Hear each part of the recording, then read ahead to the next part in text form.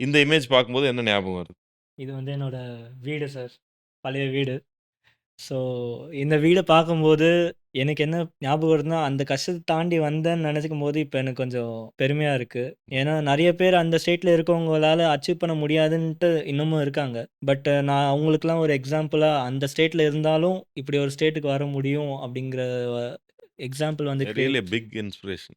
S sir. ஏன்னா அந்த வீட பார்க்கும்போது, அந்த கட்டில்ல நான் நிக்க முடியாம படுத்து படிச்சது, ம். அந்த சில டைம் பாம்புலாம் வரும் சார். அதெல்லாம் ஒரு பெரிய எக்ஸ்பீரியன்ஸு. ஸோ அந்த மாரி ஒரு இப்ப இருக்க பசங்களுக்கு ஒரு ஏசி ரூம் குடுத்தா கூட அது கம்மியா தெரியுது. அதெல்லாம் வந்து எனக்கு ஒரு பெரிய இன்ஸ்பிரேஷனா இருக்கு சார். லைக் இந்த மாரி வந்து நம்ப மத்தவங்களுக்கு எக்ஸாம்பிள் கிரியேட் பண்ணியிருக்கோன்றது வந்து நம்ம எனக்கு சிரிக்கிறோம். பட் இதுல எவ்வளோ கஷ்டங்கள் இருக்கு. இப்ப இது ஜோக்கா தெரியுது சார். அந்த டைம்ல மனசு எவ்வளோ பதறிட்டு இருக்கும்.